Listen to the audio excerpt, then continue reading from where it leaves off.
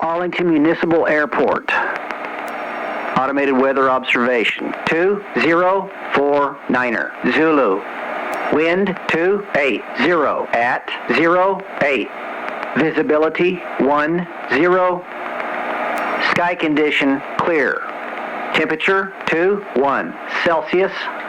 Dew point 14 Celsius. Altimeter 3012. In typical Pacific Northwest fashion, July 4, 2026 was kind of a nasty day. It didn't actually rain, but it was cloudy and just not a great day to fly. Sunday was a much better day, so the main purpose of this flight was to ensure that I didn't let a whole weekend go by without flying. I had no real purpose in mind, I just wanted to go see what was what. I suppose there was something of a purpose. Driving back from Everett, I noticed a lot of traffic on I-5 southbound. It was the end of a holiday weekend, so that's not totally surprising, but it seemed heavier than I would have expected. I was also curious how far north it went, so my first objective was to answer that question. I had planned to make the trip at or below 3,000 feet in an effort to get some better video, but it was too bumpy down there, and I ended up making most of the trip at around 4,500 feet or so. I went north almost all the way to Lake Whatcom. I passed over Avalon Golf Course and was surprised that there were a very small number of people out for it being such a nice day. But then again, end of a holiday weekend. I also passed over the Skagit Speedway. There wasn't much going on, no racing or anything like that, but I thought it was odd that there seemed to be a lot of campers and vehicles there for nothing going on. Coming back to the south, I noticed that traffic on I-5 was very heavy through Burlington and Mount Vernon, but opened up south of Mount Vernon. It then started to get heavy right at Island Crossing and stayed heavy until the top of the Snohomish River Bridge and then sped up again. From there, I headed south past Payne Field, marveling at the number of 777Xs parked all over the airport. I went past Snohomish and east to Monroe. I continued on to about Sultan and then turned around and headed back. Around Lake Stevens, I listened to the AWAS, and the wind was from 280 at 12. It moderated a little by the time I got there and was closer to 8 knots when I landed. As usual, most people were using 2.9.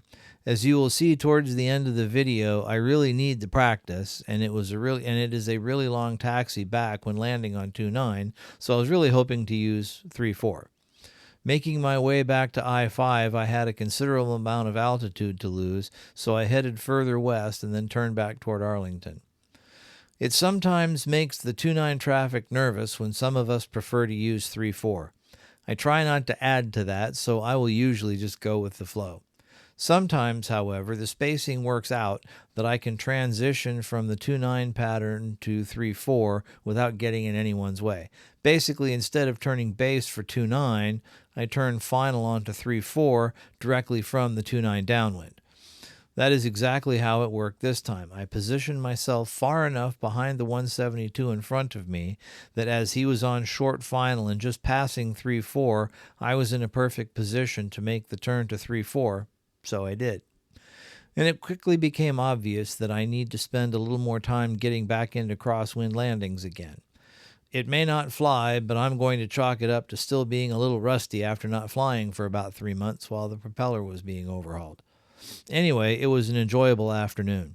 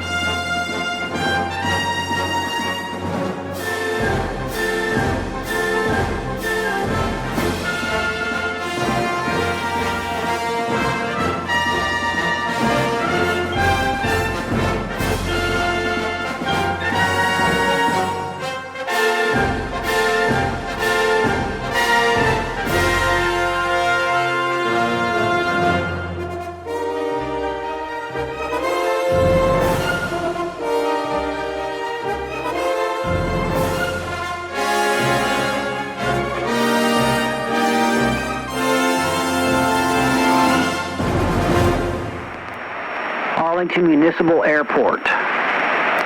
Automated weather observation. 2137 Zulu. Wind 280 at 12. Visibility 10. Sky condition missing. Temperature 22 Celsius. Dew point 14 Celsius. Altimeter 3011.